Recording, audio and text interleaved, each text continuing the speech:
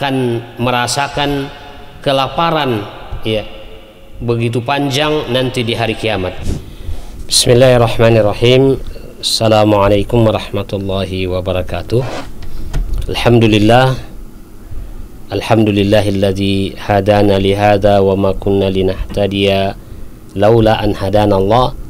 Wassalatu wassalamu ala Rasulillah wa ala alihi wa sahabatihi wa man tabi'ahum bi ihsanin ila yaumiddin, amma ba'd. Para pemirsa Ruas TV yang semoga dirahmati dan dimuliakan oleh Allah Subhanahu wa taala. Alhamdulillah, pada kesempatan ini kembali lagi kita dalam kajian peristiwa yang akan kita lewati nanti pada hari kiamat, di mana pembahasan kita masih pada halu usatil muslimin, keadaan orang-orang beriman yang pelaku maksiat ya di dunia ini. Bagaimana keadaan mereka nanti di hari kiamat kalau mereka jatuh ke dalam kemaksiatan atau dosa besar dan belum tobat ya kembali ke jalan Allah Subhanahu wa taala, maka ya mereka akan mendapatkan berbagai keadaan dan kondisi siksa dan penderitaan sebagaimana yang dijelaskan oleh Allah Subhanahu wa taala di dalam Al-Qur'an dan juga ya dirinci oleh Nabi kita Muhammad SAW dalam hadis atau sunnah beliau. Pada pembahasan kita kali ini kita masuk pada salah satu di antara keadaan ya orang-orang beriman nanti di hari akhirat, yaitu al-asriya'u al-munaimun, orang-orang yang diberikan oleh Allah kekayaan yang banyak, harta yang banyak, dan menikmati berbagai jenis dan bentuk kenikmatan yang ada di dunia ini tanpa memanfaatkan rezeki yang Allah berikan itu untuk ya berinfak dan bersedekah di jalan Allah Subhanahu wa taala. Orang-orang yang betul-betul yarkununa ila dunya ya, betul-betul tenggelam dengan kehidupan dunia ini, wa yatma'innuna ya ilaiha, sudah merasa tenang ya dengan kehidupan dunia, wa yuksiruna minat tamattu bi na'imiha, dan mereka ya menikmati berbagai jenis dan kenikmatan ya dunia ini. Orang yang seperti ini nanti di hari akhirat justru sebaliknya, mereka akan disempitkan oleh Allah Subhanahu wa taala di hari akhirat, sebagaimana dalam hadis Nabi sallallahu alaihi wasallam ya beliau menerangkan, annallazi yuksiru syab'ahu ya fid dunya yatulu ju'uhu yaumal qiyamah, orang-orang yang ya merasakan kekenyangan sepanjang hidupnya ya,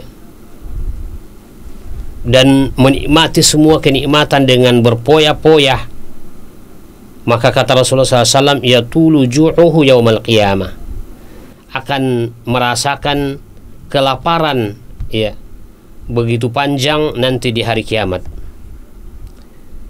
Nabi Shallallahu Alaihi Wasallam mengatakan di dalam ya hadis yang diriwayatkan oleh Imam ya Hakim oleh ya Al-Hakim di dalam Mustadraknya ya, beliau pernah mengatakan ya, Rasulullah SAW pernah mengatakan pada salah seorang sahabat, kuffa anna jasha'aka fa inna aktsarahum syab'an fid dunya atwaluhum ju'an yaumal qiyamah ya.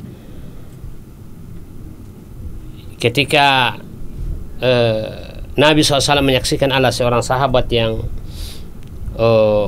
menguap karena bukan menguap, tapi yang keluar ya biasa keluar suara itu ya dari mulut ketika ya orang itu kekenyangan ya, sendawa ya. Nabi SAW menyaksikan ada sahabat yang bersendawa seperti itu, dan ya Nabi SAW mengatakan kuffa anna ya jasya'ak, tahan itu ya sendawamu ya. Lalu kemudian Nabi SAW mengatakan fa inna aktsarahum syab'an fid dunya atwaluhum ju'an yaumal qiyamah. Sesungguhnya ya orang yang paling banyak kenyang di dunia ini paling lama merasakan kelaparan nanti di hari kemudian. Nah, ini Nabi SAW mengatakan kepada siapa? Kepada sahabat ya. Jadi bagaimana ya Rasulullah SAW mengajarkan kepada ya sahabat supaya ya tidak ya terlalu ya terjatuh pada kehidupan dunia dan ya bersendau-gurau dengan kehidupan dunia ini, karena nanti akan ya mendapatkan balasan yang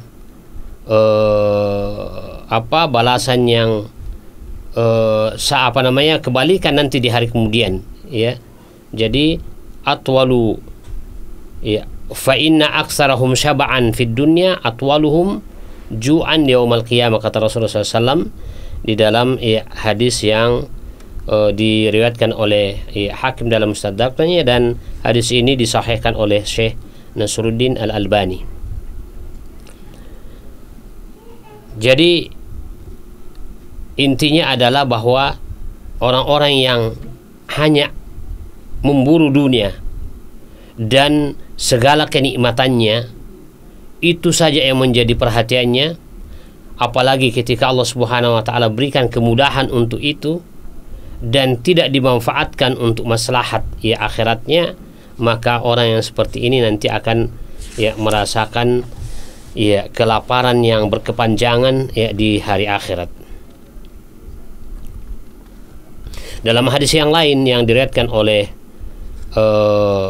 sahabat ya, Abi Dzar radhiyallahu anhu ya, di dalam ya Sahih Bukhari dan Sahih Muslim ya disebutkan ya bahwa Nabi SAW mengatakan innal muksirina humul muqilluna yaumal qiyamah illa man atahu Allah ta'ala khaira fanafaha fihi biyaminihi wa shimalihi wa baina yadayhi wa waraihi wa amila fihi khaira. Itu ya pengecualian. Tapi ya kata Nabi SAW ya innal muksirina humul muqilluna yaumal qiyamah. Sesungguhnya al-muksirin artinya orang-orang yang terlalu banyak merasakan kenikmatan di dunia ini ya. Karena memang itulah yang menjadi obsesinya. Humul muqilluna yaumal qiyamah. Nanti mereka itu di hari akhirat ya menjadi orang yang ya merasakan kekurangan ya. Illa man atahu Allah ta'ala khaira, ya kecuali ya ini pengecualian dari Rasulullah SAW, kecuali orang-orang yang Allah berikan kebaikan kepadanya ya, lalu kemudian dia manfaatkan kebaikan itu untuk ya bersedekah, untuk ya berinfak, membantu orang yang kesulitan dan seterusnya ya, dan dia melakukan amalan-amalan kebaikan dengan apa yang Allah Subhanahu wa taala berikan itu.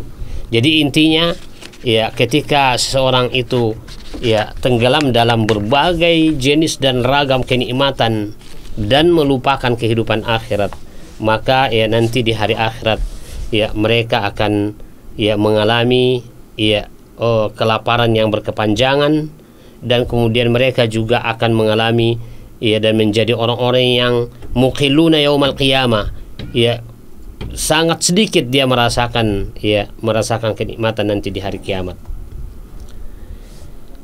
Wa qillatu hasanati al-hasanati tuakhiruhum ya wa taj'aluhum al-akharina yataqaddamunahum. Nah, karena selama hidup di dunia lalai dari perbuatan-perbuatan kebaikan, karena tenggelam dengan ingin menikmati semua kenikmatan yang ada ya, akhirnya kemudian ini yang menyebabkan nanti di hari akhirat didahului oleh orang-orang yang memang selama hidupnya di dunia ya mereka mempersiapkan tentang kehidupan akhirat, melakukan kebaikan-kebaikan untuk kehidupan akhiratnya, sehingga terkadang ya kehidupan dunianya sudah terabaikan ya, dan bahkan mungkin mereka tidak ya merasakan sebagaimana orang-orang yang lain merasakan, karena yang mereka ya inginkan, yang mereka ya cari adalah kehidupan nanti di hari akhirat. Sama halnya dengan Nabi SAW ketika ditanya oleh Umar bin Khattab, ya, Nabi SAW bangun dari tidurnya, lalu kemudian Umar bin Khattab menemukan, ya, punggung Nabi SAW berbekas dengan, ya, tikar pelepah korma yang kasar, yang kemudian membekas pada punggung Nabi SAW. Lalu kemudian Umar bertanya, ya Rasulullah, bukankah Kisra, ya, Kaisar, ya, raja-raja Romawi dan raja Persia itu, mereka tidur di atas tempat tidur yang, ya, nyaman, yang empuk, ya, sementara engkau ya Rasulullah SAW tidur di atas, ya, pelepah korma yang kemudian membekas pada, ya, pada, ya, punggung kamu. Maka kata Rasulullah SAW, ya, itulah yang Allah berikan kepada mereka di dunia, ya, dan mereka tidak dapatkan di hari akhirat, sementara kita, ya, akan disimpankan oleh Allah Subhanahu wa taala nanti di hari akhirat. Jadi begitulah sebenarnya wawasan seorang mukmin, sehingga walaupun dia diberikan oleh Allah, ya, rezeki yang berkecukupan, tidak berpoya-poya dengan, ya, rezeki yang Allah berikan kepada itu, tapi justru kemudian rezeki yang Allah berikan itu dimanfaatkan untuk kebaikannya nanti di hari akhirat. Inilah, ya, wawasan seorang muslim, seorang mukmin yang menyadari bahwa al-muqsiruna fid dunya al-muqilluna yaumal qiyamah. Orang-orang yang berbanyak-banyakan, ya, di dalam kehidupan dunia ini, mereka adalah orang al-muqilluna fil akhirah, ya, orang-orang yang merasa mendapatkan sedikit bahagia nanti di hari akhirat, apalagi kalau memang obsesinya hanya sekedar mau bersenang-senang dengan kehidupan dunia ini. Ini, ya, fenomena atau kondisi dan keadaan, ya, di antara keadaan, ya, dari kaum muslimin yang al-muqsiruna, ya, fid dunya, ya, dan mereka menjadi al-muqilluna, ya, yaumal qiyamah. Kemudian berikutnya, ya, kita masuk pada, ya, bentuk dan keadaan, ya, pelaku maksiat yang lain dari kaum muslimin nanti di hari akhirat adalah, ya, fadihatul ghadir, ya, bagaimana orang-orang yang berkhianat nanti di hari akhirat. Orang-orang yang mengaku muslim, mengaku mukmin, tapi kemudian selama hidup di dunia ini melakukan pengkhianatan. Nah, bagaimana keadaan dan kondisi mereka di hari akhirat nanti?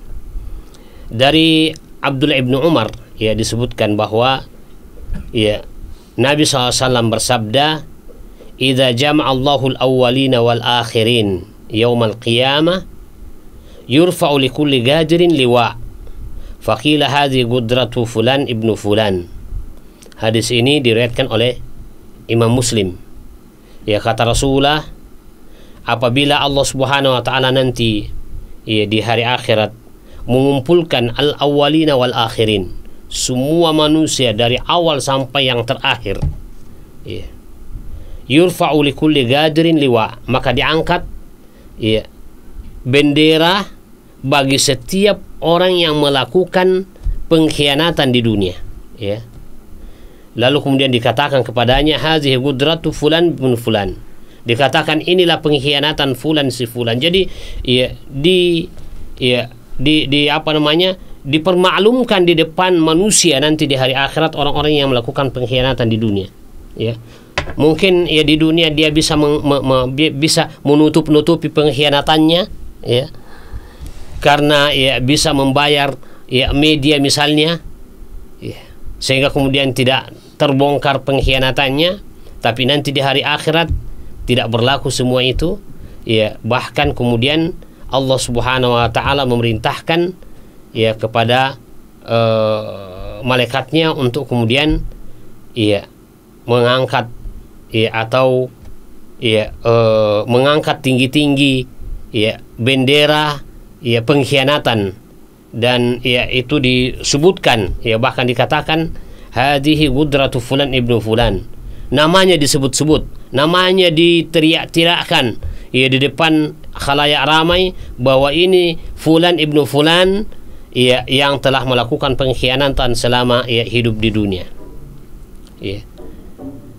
Jadi orang-orang yang melakukan pengkhianatan, ya, dia punya tanda tersendiri nanti, ada benderanya, ya, ada liwanya yang akan diangkat tinggi-tinggi untuk membongkar kedok dan pengkhianatannya yang mungkin dia sembunyi-sembunyikan selama hidupnya di dunia, tapi nanti di hari akhirat itu dibongkar oleh Allah Subhanahu wa taala.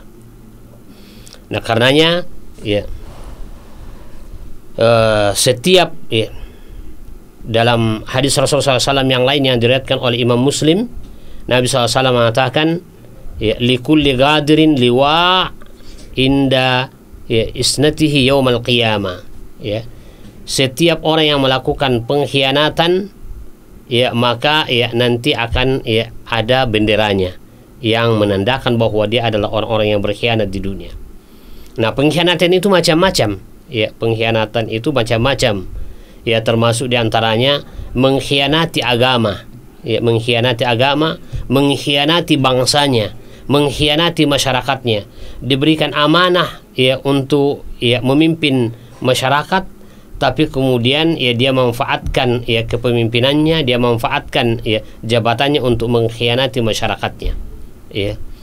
Kemudian termasuk juga orang-orang yang berkhianat itu yang bekerja sama dan melanggengkan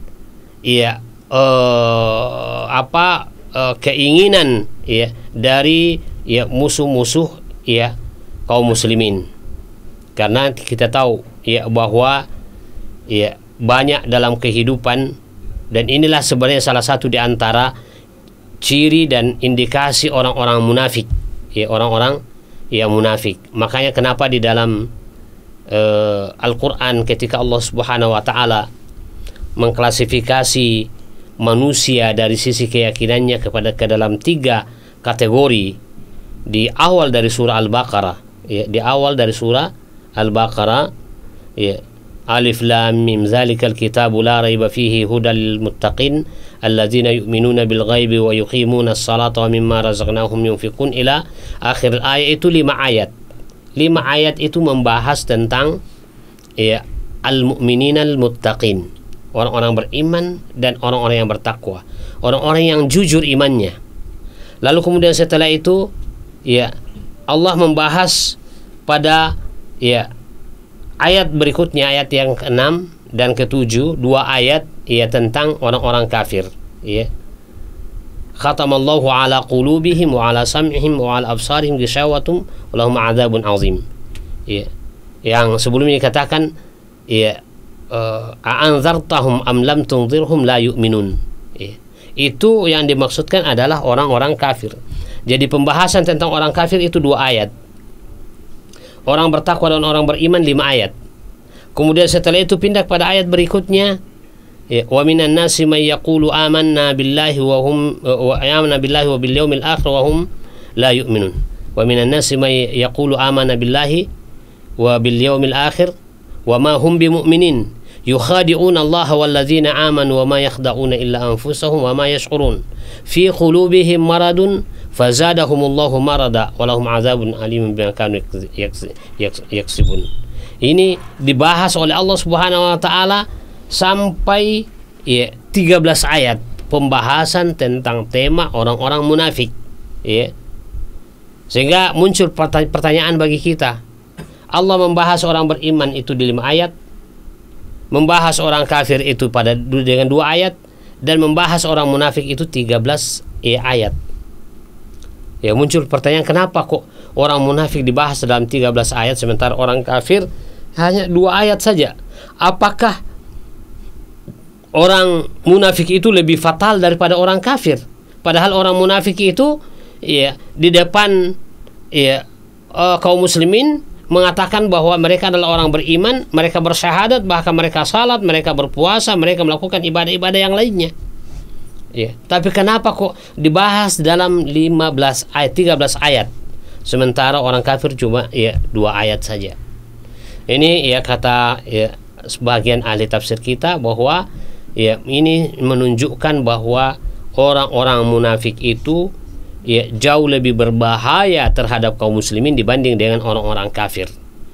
Nah, dalam fakta memang sejarah, dalam fakta perjalanan Islam, justru banyak yang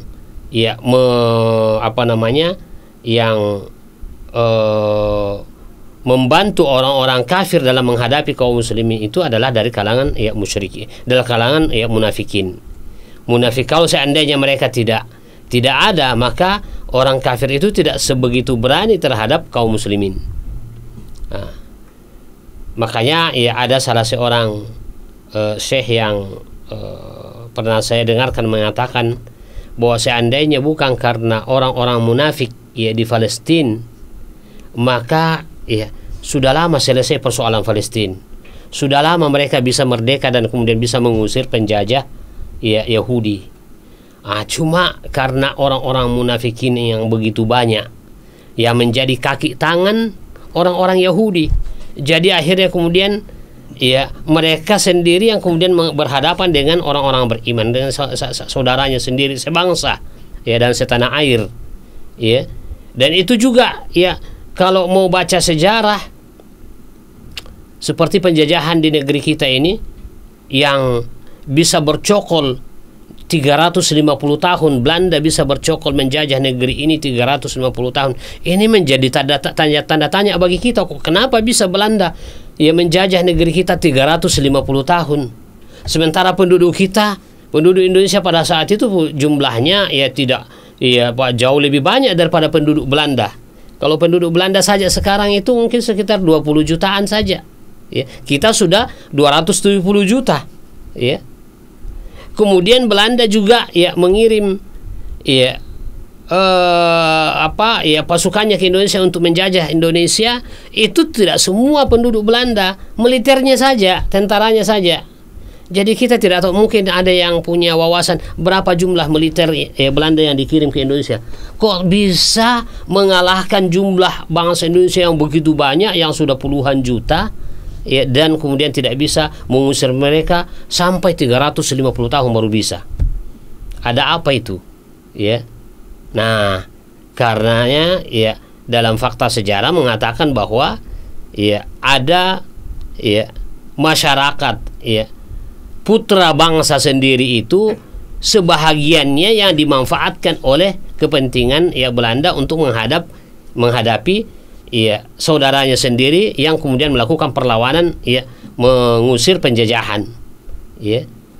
Dan karenanya ya kita kenal dalam ya sejarah bahwa Belanda itu mempergunakan ya politik belah bambu di Indonesia. Ya, sebahagian diinjak dan sebahagian diangkat. Sebahagian ya dihadapi ya dengan ya serangan dan sebahagian kemudian difasilitasi. Nah, inilah yang kemudian ya menyebabkan jadi orang-orang yang ya al-ghadiruna seperti ini, orang yang ya mengkhianat seperti ini, itu akan ya mendapatkan azab nanti di hari akhirat dan kemudian dibongkar ya pengkhianatannya oleh Allah Subhanahu wa taala. Ya, nanti belakangan mungkin muncul dianggap sebagai pahlawan, dianggap sebagai ini, tapi ya pada dasarnya dia adalah pengkhianat yang kemudian ya memberikan ya bantuan dan pertolongan kepada ya musuh ya dalam ya menghancurkan ya bangsanya sendiri. Ini bisa terjadi seperti itu ya, dan ya karenanya ya harus berhati-hati ya menjadi ya orang-orang yang dimanfaatkan ya oleh kepentingan orang lain ya terhadap ya khususnya ketika kita berbicara tentang ya kaum muslimin ya, karena kaum muslimin selalu menjadi korban. Kaum muslimin selalu menjadi ya korban dari kepentingan orang-orang kafir yang kemudian memanfaatkan potensi dan kemampuan orang-orang munafikin untuk ya menghantam ya orang-orang ya Islam atau kaum muslimin. Nah, orang yang seperti ini nanti ya seperti yang disebutkan oleh Nabi sallallahu alaihi wasallam ya bahwa ya likulli ghadirin liwa ya yaumil qiyamah. Setiap orang yang melakukan pengkhianatan ya akan ya diangkat ya tinggi-tinggi ya bendera nanti di sampingnya ya, dan kemudian dikatakan ya hadhihi gadratu fulan ibnu fulan, inilah pengkhianatan ya si fulan ya ibnu fulan. Kemudian yang berikutnya di antara ya keadaan dari pelaku dosa dari kaum muslimin yang meninggal dan belum tobat dari perbuatan itu, yaitu al-gulul. Ya, apa yang dimaksud dengan gulul? Al-gulul itu adalah masih sebenarnya dari bahagian daripada berkhianat, tapi dia lebih spesifik pada orang-orang yang pergi berjihad di jalan Allah. Bayangkan dia pergi berjihad. Ini amalan yang sangat besar dalam Islam. Puncak daripada ajaran Islam itulah al-jihad fisabilillah. Dia pergi berjihad, yang pahalanya nanti, kata Rasulullah sallallahu alaihi wasallam, Inna Allah a'adda li'ibadihi Inna Allah a'adda lil mujahidina fil jannah mi'atu darajah ma baina darajatin ila darajatin kama baina samai wal ard. Allah Subhanahu wa taala menyiapkan balasan bagi para pejuang di jalan Allah, para mujahid di jalan Allah, dengan balasan mahligai dan istana yang terdiri dari 100 tingkat. 100 tingkat, bayangkan. Mahligai, istana yang terdiri dari 100 tingkat yang Allah siapkan kepada para pejuang di jalan Allah, para mujahidin. Ma baina darajatin ila darajah, jarak antara satu tingkat dengan tingkat berikutnya, kama baina samai wal ard, sama dengan tingkat langit dan bumi. Nah, kira-kira bagaimana tingginya itu? Satu tingkat itu sama tingginya dengan langit, sama jaraknya antara langit dan bumi sekarang. Nah, ini terdiri dari 100 tingkat. Itulah mahligai dan itulah istana, itulah hotel yang Allah Subhanahu wa taala berikan kepada para mujahidin dan para pejuang. Karena apa? Karena amalan yang sangat mulia, amalan yang sangat tinggi dalam Islam, puncak. Kata Rasulullah SAW, al-jihadu dzirwatu sanamil Islam. Jihad adalah tulang punggung dan puncak daripada ajaran Islam. Tapi ketika ada orang yang pergi berjuang, pergi berjihad, lalu kemudian mendapatkan harta rampasan atau yang dikenal dengan ganimah, lalu kemudian dia mengambil harta rampasan itu sebelum diserahkan kepada imam, sebelum diserahkan kepada pemimpin untuk dibagi. Karena kita tahu bahwasanya ganimah itu ada aturannya di dalam agama, dibagi. Ada walillahi khumusahu walirrasuli walidhil qurba wal yatama wal masakin.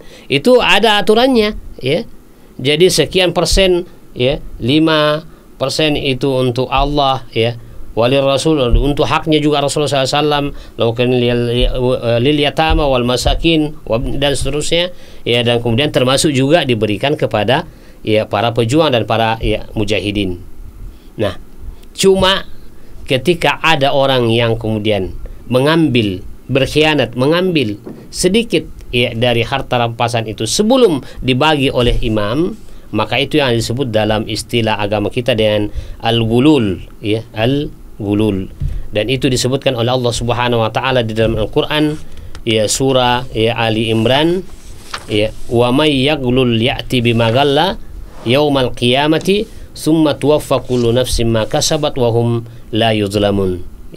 Sebelumnya disebutkan wa makana linabiyyin wa makana linabiyyin ayyagul, wa makana linabiyyin ayyagul, tidak pantas bagi seorang nabi untuk mengambil harta rampasan perang sebelum dibagi. Ini untuk Nabi SAW ditegur saja, dan tidak mungkin seorang nabi berkhianat dalam urusan harta rampasan perang. Wa may yaghlul ya'ti bima ghalla yaumal qiyamah. Maka barang siapa yang berkhianat dan mengambil harta rampasan sebelum dibagi, niscaya pada hari kiamat dia akan datang membawa apa yang dikhianatinya itu. Kemudian setiap orang akan diberi balasan yang sempurna sesuai dengan apa yang dilakukan dan dilaksanakannya, dan mereka tidak dizalimi. Nah, ini bahayanya orang yang kemudian mengambil harta rampasan sebelum dibagi. Bahkan pernah terjadi di zaman Nabi SAW. Ada seorang sahabat yang kemudian meninggal dalam peperangan, meninggal dalam peperangan. Lalu kemudian sahabat memuji-mujinya bahwa dia syahid fisabilillah, dia Lord. Lalu kemudian Nabi SAW mengatakan huwa finnar, dia berada di dalam neraka. kaget sahabat yang lain, bagaimana mungkin ya dikatakan oleh Nabi SAW dia di dalam neraka, sementara ya dia ya meninggal dalam peperangan, syahid ya, dalam pandangan ya agama dia syahid ya, meninggal dalam peperangan. Dan ya orang yang syahid ya keutamaannya luar biasa ya, disebutkan oleh Allah di antaranya ya, wala tahsabanna allazina qutilu fi sabilillahi amwatan bal ahya'un inda rabbihim. Itu keutamaannya orang yang syahid. Jangan kalian mengira orang yang terbunuh di jalan Allah Subhanahu wa taala itu mati, bahkan mereka itu hidup ya, dan tetap mendapatkan rezeki di sisi Allah Subhanahu wa taala. Makanya sahabat ya melihat, wah ini beruntunglah si fulan. Ya, si fulan telah beruntung dia meninggal dalam peperangan. Nabi SAW mengatakan tidak, dia dalam neraka. Lalu kemudian ya setelah itu sahabat memperhatikannya ya, dan ya meneliti apa yang ya dilakukan oleh sahabat ini sampai Nabi SAW mengatakan dia tidak ya syahid, tapi dia masuk neraka. Ya, ternyata ditemukan ada baju ya, yang dia ambil dari harta rampasan yang kemudian dia sembunyikan. Dia ambil dan kemudian dia sembunyikan. Ya. Sebelum ya dia serahkan kepada Rasulullah SAW untuk kemudian nanti akan dibagi berdasarkan ya aturan yang disebutkan oleh Allah SWT dalam Al-Quran. Ya. Nah, jadi gara-gara dia gulul, ya, dia mengambil ya satu baju ya, yang ya merupakan ya harta rampasan yang diambil dari orang-orang kafir. Ya mungkin dia suka, dia senang baju itu. Ya akhirnya kemudian dia ambil dan kemudian dia simpan, dan kemudian setelah itu dia lanjutkan peperangan dan kemudian terbunuh. Ternyata itulah yang menyebabkan Nabi SAW mengatakan ya si fulan itu ya berada di dalam neraka. Nah ini ya diantara halul usat minal mu'minina yaumal qiyamah, ya keadaan ya pelaku maksiat dari orang-orang beriman nanti di hari kemudian. Kemudian berikutnya ya diantara orang yang juga mendapatkan ya siksa dan azab di hari akhirat dari orang-orang beriman karena dia jatuh ya di dalam perbuatan maksiat, ya diantaranya adalah orang yang merampas dan mengambil ya tanah orang lain. Dan ini yang berbahaya di zaman kita sekarang, karena ya tanah itu sudah mulai berharga. Kalau dulu-dulu ya karena tanah itu belum berharga, ya itu orang biasa dikasih saja ya, kelola itu tanah, ya kelola itu saya punya ya, dan tidak ada masalah itu dulu di ya orang-orang tua kita ya. Tapi sekarang setelah tanah itu berharga, ya luar biasa banyak orang-orang yang kemudian ya culas dalam ya persoalan ini, ya bahkan kemudian mengambil tanah orang lain dengan cara yang ya tidak elegan, bahkan dengan permainan di dimainkan itu ya surat-surat tanah ya, sampai kalau di kota-kota sekarang itu ya sudah lumrah kedengaran. Ya terkadang ada satu kaplingan tanah itu sampai 3 sertifikatnya. Bagaimana mungkin itu bisa keluar 3 sertifikat satu tanah, 3 orang yang punya ya. Jadi memang sekarang luar biasa sekarang ya permainan ya. Bahkan ada orang yang kemudian ya jelas-jelas dia bukan ya, biasa kan kita lihat si fulan itu asal dia asalnya dari daerah dari sana. Kok kemudian dia datang di daerah tertentu, misalnya datang, kok kenapa dia menjadi tuan tanah? Dari mana itu? Karena biasanya tanah itu kan warisan dari leluhur, ya kan? Ya. Kalau tiba-tiba dia menjadi tuan tanah di satu kampung atau di satu kota, padahal dia bukan tempat kelahirannya di situ, ya dari mana dia dapatkan? Kalau dia beli mungkin, tapi kalau ya dia tidak beli lalu kemudian dia menjadi tuan tanah, karena memang ada ini masuk dalam sindikat sekarang ini, sindikat ya, ada orang-orang yang masuk dalam sindikat ya tanah yang memang dia sudah tahu itu caranya bagaimana dia bisa memiliki ya tanah itu ya. Ada tanah negara kok bisa jatuh ke tangan ya pribadi, permainan, semuanya itu adalah permainan ya. Dan ya ini ya orang-orang yang berada dalam dunia bisnis properti tahu itu ya, tahu tentang masalah ya bagaimana ya sindikat di dalam persoalan tanah ini. Nah, orang yang mengambil ya tanah bukan miliknya, ya satu jengkal saja, satu jengkal, maka ya satu jengkal itu dengan 7 lapis tanah ke bawah nantinya itu yang akan dipikulkan di atas pundaknya. Nah, pertanyaannya, ya satu ember saja tanah saja kita pikul, ya kita tidak kuat, ya apalagi kalau berjam-jam. Nah, ini bukan berjam-jam, ya bertahun-tahun lamanya kita ya di padang mahsyar akan mendapatkan ya beban seperti itu, ya. Ini dari di dalam hadis yang diriwayatkan oleh Imam Bukhari, ya, dari Abdullah bin Umar, ya, sahabat ya Nabi SAW, putra Umar bin Khattab. Qala Nabi SAW, Nabi SAW bersabda, man akhadha minal ardi syai'an bighairi haqqihi khusifa bihi yaumal qiyamati ila sab'i aradin, ya. Barang siapa yang mengambil tanah syai'an sedikit saja atau sejengkal, ya, sedikit dikatakan syai'an atau kurang dari satu jengkal, ya, tanah orang lain diambil, ya, bighairi haqqi, bukan haknya, ya. Dan ini juga terkadang juga kalau kita bertetangga dalam kepemilikan tanah, ya sudah ada ukurannya, lalu kemudian dia berusaha untuk ya menggeser ya batas tanahnya, bergeser ya 10 cm awalnya, kemudian berkembang menjadi 15 cm, kemudian berkembang menjadi setengah meter, nanti berkembang menjadi 1 meter. Na'udzubillahi min dzalik. Nah, satu jengkal saja, bahkan ya kurang dari satu jengkal, setengah jengkal yang kita ambil ya dari tanah yang bukan milik kita, ya bighairi haqqihi, kata Rasulullah SAW, maka dia akan dipikulkan ya di atas pundaknya nanti di hari kiamat dengan tanah ya 7 lapis ke bawah. Kira-kira berapa lapis tanah ke bawah itu? 7 lapis ke bawah, ya berapa kilometer kedalamannya, ya. Nah, coba dibayangkan bagaimana, bisa ndak, sanggup ndak kita ya melakukan itu.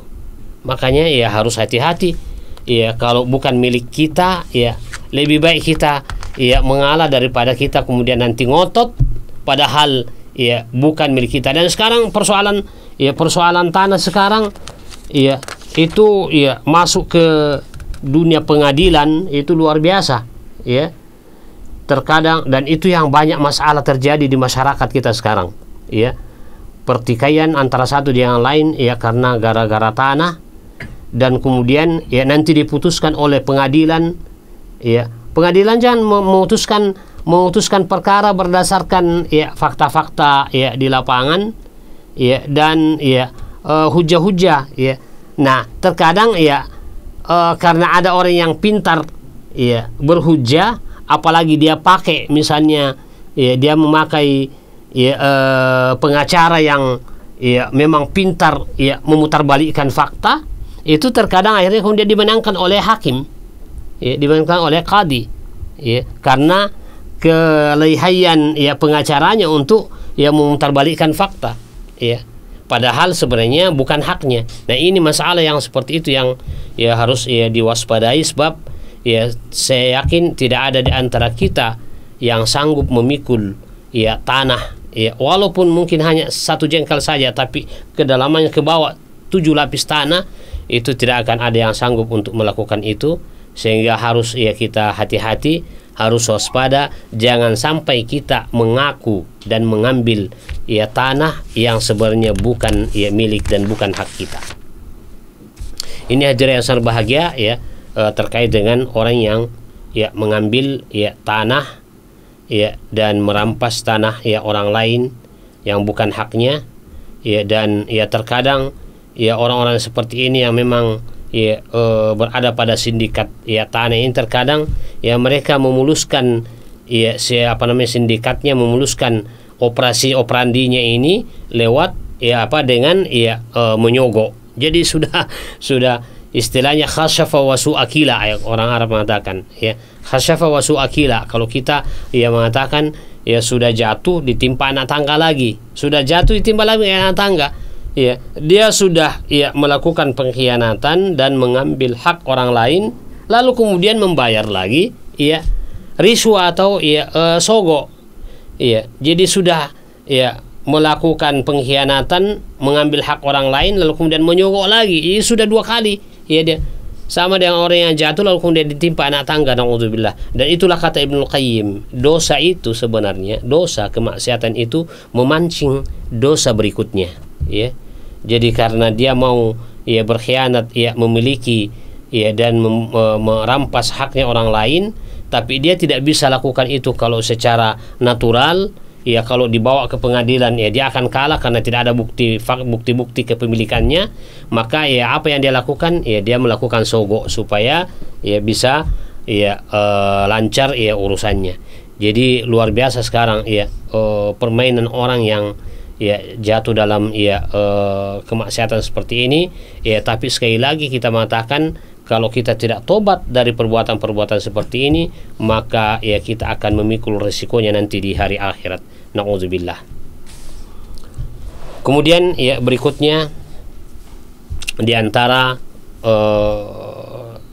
kondisi dan keadaan ya dari ya orang-orang ya beriman atau kaum muslimin nanti di hari kemudian yang melakukan maksiat, yaitu yang dikenal dengan istilah Dzul Wajhain.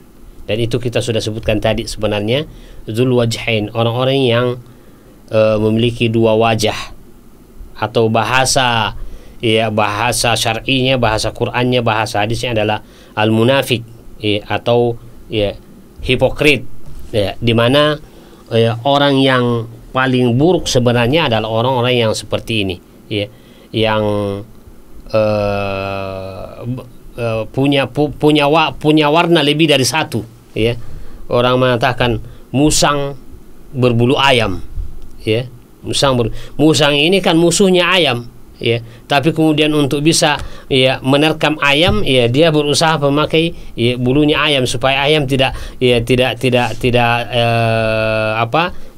takut, ya, dan ya tidak mencurigainya. Nah, ini orang-orang yang ya seperti ini ya adalah salah satu di antara sifat orang-orang munafikin, ya. Dan inilah manusia yang paling buruk nanti di ya sisi Allah Subhanahu wa taala, ya, sebagaimana yang disebutkan oleh Rasulullah SAW di dalam hadis yang diriwayatkan oleh Imam Bukhari dan Imam Muslim dalam sahihnya, ya, dari Abu Hurairah radhiyallahu anhu qala Rasulullah sallallahu alaihi wasallam, tajiduna syarran nasi yaumal qiyamati dzal wajhain alladzi ya'ti haula'i biwajhin wa haula'i biwajhin. Ya, kamu akan mendapati, kata Rasulullah, manusia yang paling buruk nanti di hari akhirat adalah orang yang memiliki 2 wajah. Dia datang kepada satu kelompok dengan ya satu wajah, lalu kemudian datang pada kelompok yang berikutnya dengan wajah yang lain. Lain yang disampaikan ketika dia berada di kelompok sana, lain juga yang disampaikan ketika berada pada kelompok yang kedua. Ya, memiliki 2 wajah, ya. Ini adalah salah satu di antara kriteria daripada orang-orang yang munafik yang kita sebutkan tadi, ya, bahwa ya orang munafik itu ya adalah orang yang sangat berbahaya keberadaannya ya terhadap kaum muslimin. Maka wajar kalau diancam oleh Allah Subhanahu wa taala dengan ancaman yang sangat dahsyat dalam Al-Qur'an, innal munafikina fid darkil asfali minan nar. Sesungguhnya orang munafik itu ia akan ditempatkan oleh Allah di dalam neraka yang paling bawah. Lalu kemudian di dalam hadis yang lain Rasulullah SAW mengatakan, ya, hadis yang diriwayatkan oleh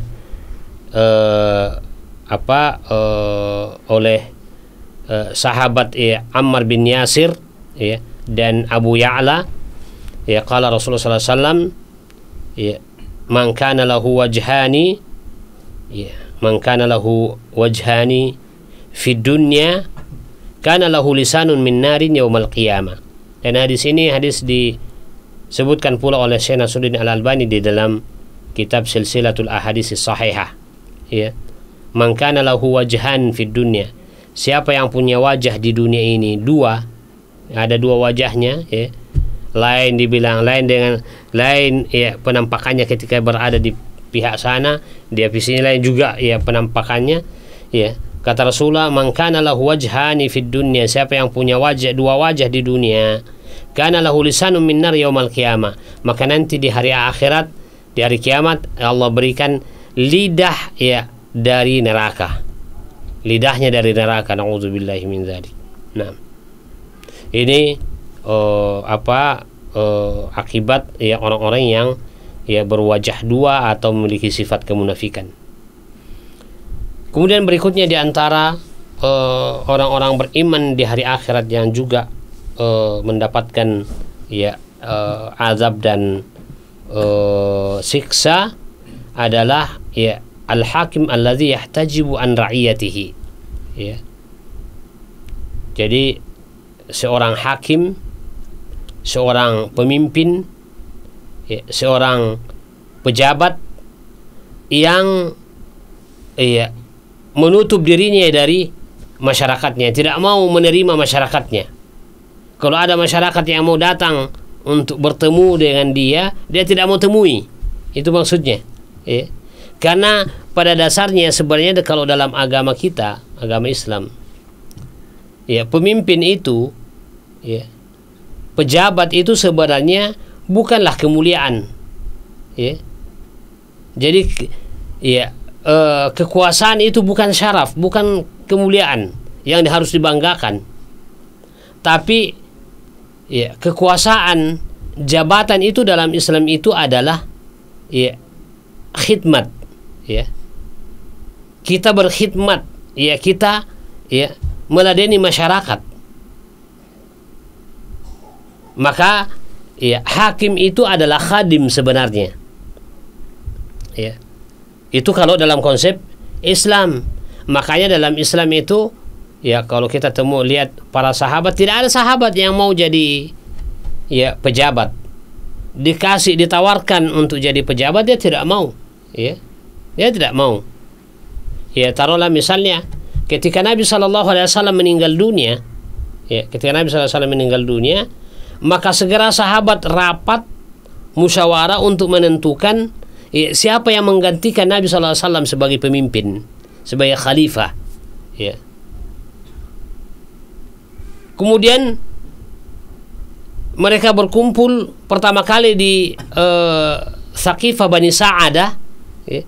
Thaqifah Bani Sa'adah itu sekarang itu ada taman ya di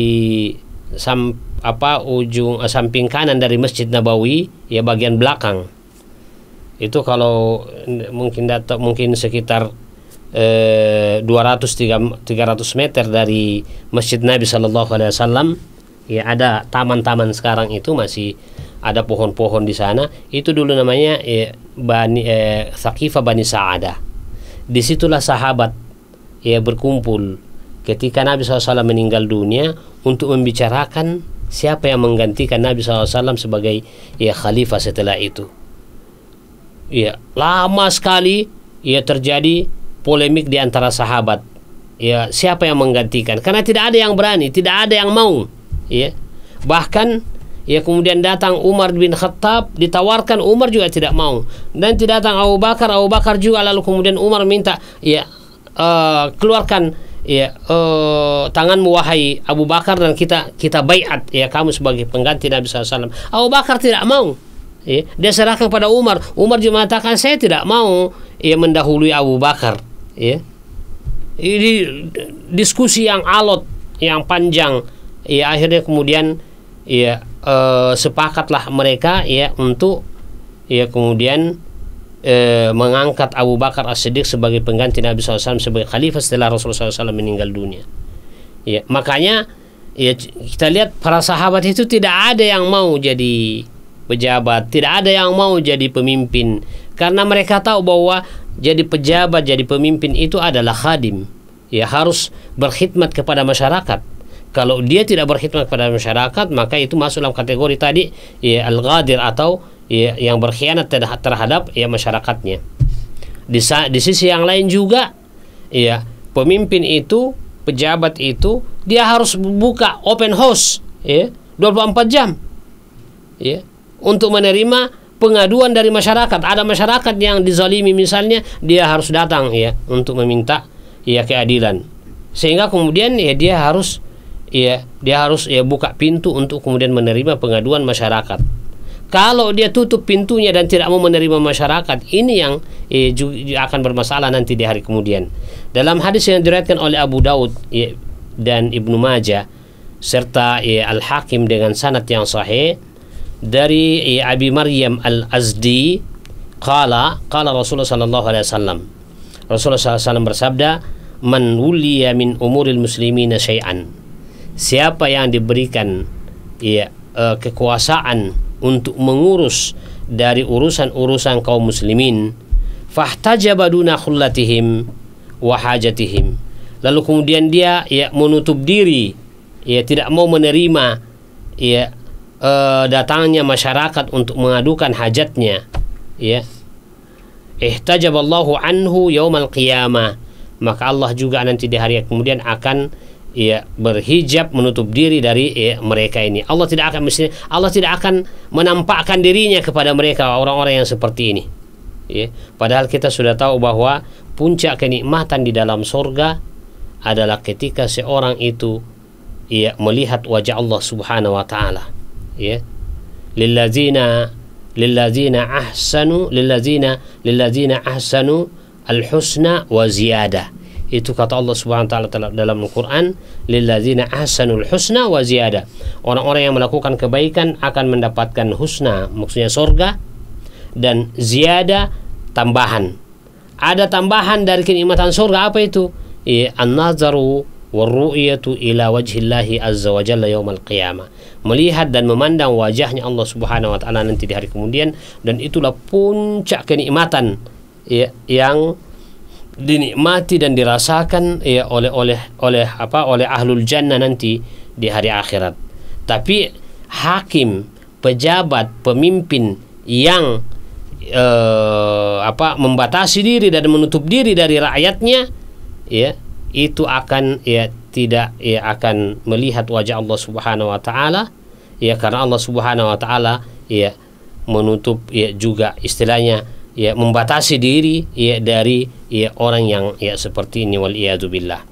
Oleh karena itu ketika kita diberikan amanah dari memimpin dan mengurus umat Islam, kaum muslimin, maka jangan sampai kemudian kita memasang wibawa dan tidak mau ketemu dengan rakyat dan masyarakat, karena kita sesungguhnya dalam pandangan Islam, ketika kita jadi pejabat, kita jadi penguasa, kita jadi pemimpin, berarti kita yang punya kewajiban berkhidmat kepada masyarakat. Itulah dalam konsep Islam. Makanya kan saya katakan sekali lagi, kepemimpinan dalam Islam itu bukanlah kemuliaan, tapi dia adalah amanah, lebih besar sebagai sebuah amanah daripada kemuliaan. Maka wajar kalau para sahabat dan orang-orang yang salihin setelah itu mereka tidak pernah bermimpi untuk kemudian mengambil amanah untuk mengurus umat Islam ini, karena pertanggungjawabannya besar di sisi Allah Subhanahu wa taala. Kalau salah-salah kita akan malah mendapat ganjaran dan azab dari Allah Subhanahu wa taala. Walaupun kemudian pada sisi yang lain, ketika kita menjadi hakim yang adil, pemerintah yang adil, penguasa dan aparat yang adil, maka juga pahalanya sangat besar, seperti yang disebutkan oleh Rasulullah sallallahu alaihi wasallam dalam hadis beliau, sab'atun yudhilluhumullahu yauma la dhilla illa dhilli. Ada 7 golongan dan kelompok yang kata Rasulullah, Allah akan naungi mereka nanti di hari akhirat ketika tidak ada naungan kecuali naungan Allah Subhanahu wa taala. Yang pertama dari 7 itu yang disebut oleh Nabi SAW adalah imamun adil, pemimpin yang adil. Nah, ini yang merupakan keutamaan ketika seorang pemimpin itu adil, dan tidak berbuat zalim, tidak aniaya kepada masyarakatnya. Jadi satu sisi dia bisa menjadi jalan untuk keselamatan kita di hari akhirat, tapi pada sisi yang lain kalau salah-salah dia menjadi penyebab kita akan diadab dan disiksa oleh Allah Subhanahu wa taala di dalam neraka, waliyadzubillah. Makanya tinggal sekarang bagaimana kita memposisikan diri. Kalau kita merasa sanggup untuk berbuat adil, silahkan. Tapi kalau kita tidak sanggup untuk berbuat adil, ya maka jangan coba-coba, karena pertanggungjawabannya sangat besar di hadapan Allah Subhanahu wa taala. Semua masyarakat yang berada di bawah kepemimpinan kita akan pertanggungjawabkan. Ada yang sakit dan tidak bisa berobat ya karena tidak sanggup, kita yang akan pertanggungjawabkan nanti di hadapan Allah Subhanahu. Ada yang tidak bisa makan karena tidak ada makanan di rumahnya, tidak bisa makan karena tidak ada makan di rumahnya, tidak ada uang yang dia bisa belikan makanan, maka kita akan ditanya oleh Allah Subhanahu wa taala nanti di hari akhirat. Ya. Ada yang dizalimi oleh tetangganya atau orang lain, lalu kemudian dia tidak mendapatkan hak-haknya, kita akan ditanya oleh Allah Subhanahu wa taala nanti di hadapan Allah Subhanahu wa taala. Nah, inilah semua membuat kenapa para sahabat radhiyallahu anhum ajmain tidak ada yang mengharapkan dan tidak ada yang menginginkan untuk mengambil amanah kepemimpinan, karena mereka tahu konsekuensi dan risikonya sangat besar. Para pemirsa Ross TV yang sangat bahagia, karena kita dibatasi oleh waktu, kajian kita cukupkan pada kesempatan kali ini. Mudah-mudahan di kesempatan yang akan datang kita akan lanjutkan kajian kita masih pada keadaan pelaku maksiat dari kaum muslimin nanti di hari kiamat. Wassallallahu ala Muhammadin wa ala alihi wa sahbihi ajma'in. Wa akhiru da'wana alhamdulillahi rabbil alamin. Wassalamualaikum warahmatullahi wabarakatuh.